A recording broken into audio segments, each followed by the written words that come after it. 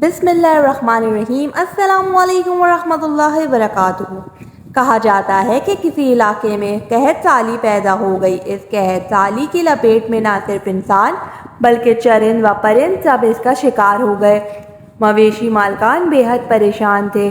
اس دوران ایک مسجد کے مولوی نے جمعے کے خطبے میں نہایت یقین کے ساتھ یہ بات بتائی کہ اللہ کا نام لے کر یعنی بسم اللہ پڑھ کر دریا کو حکم دیا جائے تو وہ بھی نافرمانی نہیں کرتا۔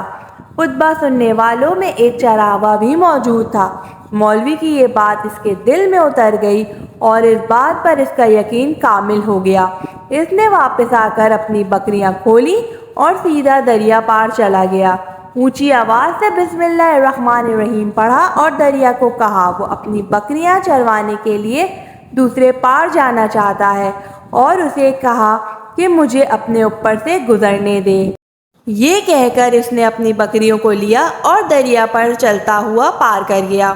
دریا کی دوسری طرف کا علاقہ گھاس سے بھرا پڑا ہوا تھا۔ درختوں کے پتے بھی سلامت تھے کیونکہ کسی کو یہاں تک آنے کی رسائی نہیں تھی۔ اس نے خوب اچھی طرح اپنی بکریوں کو سیر کروایا اور واپس لوٹ آیا۔ پھر یہ اس کا معمول بن گیا کہ وہ بکریاں چھوڑ کر واپس آ جاتا اور شام کو جا کر بکریاں واپس لے آتا۔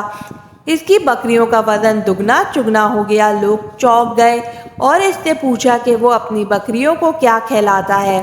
وہ سیدھا سادہ اور صاف دل نوجوان تھا۔ اس نے صاف صاف بات بتا دی کہ جناب میں تو بسم اللہ الرحمن الرحیم پڑھ کر دریا پار چل کر اپنی بکریاں دوسری طرف چروانے لے جاتا ہوں۔ یہ بات سب نے سنی مگر کسی نے اس چرواہے کی بات پر یقین نہیں کیا کیونکہ یہ ناقابل یقین بات تھی۔ مگر بات ہوتے ہوتے مولوی صاحب کے پاس پہنچ گئی۔ مولوی صاحب نے اس چرواہے کو بلایا اور سارا ماجرا پوچھا۔ اس چرواہے نے مولوی صاحب کو ہی حوالہ بنا لیا کہ مولوی صاحب میں تو آپ کا شکر ادا کرنے والا تھا۔ آپ نے جمعے کے خطبے میں جو نسخہ بتایا تھا کہ بسم اللہ کہہ کر دریا کو بھی حکم دو تو وہ بھی انکار نہیں کرتا، تو میں تو بس آپ کے نسخے پر ہی عمل کر رہا ہوں۔ مولوی صاحب حیرت سے اس کے چہرے کو دیکھتے رہے۔ مولوی صاحب نے کہا بھائی صاحب ایسی باتیں تو ہم ہر جمعے میں کرتے ہیں، فقط ان کا مقصد لوگوں کا ایمان بنانا ہوتا ہے۔ مگر بکریوں والا ڈٹا رہا کہ میں تو بس بسم اللہ کہہ کر پانی پر چلتا ہوں اور بکریوں سمیت پانی پار چلا جاتا ہوں۔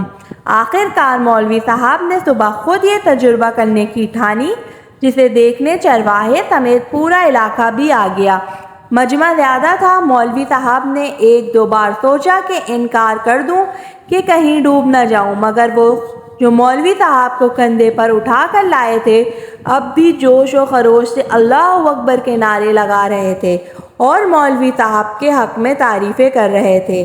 آخر کار مولوی صاحب نے اپنے ڈر کو دور کرنے کے لیے ایک رستہ منگوایا۔ پہلے اسے ایک درخت کے ساتھ باندھا، پھر اپنی کمر کے ساتھ باندھا، پھر ڈرتے ڈرتے ڈھیلا ڈھالا بسم اللہ پڑھا اور دریا پر چلنا شروع ہو گئے۔ مگر پہلا پاؤں ہی رکھا تھا کہ پانی میں گر گئے۔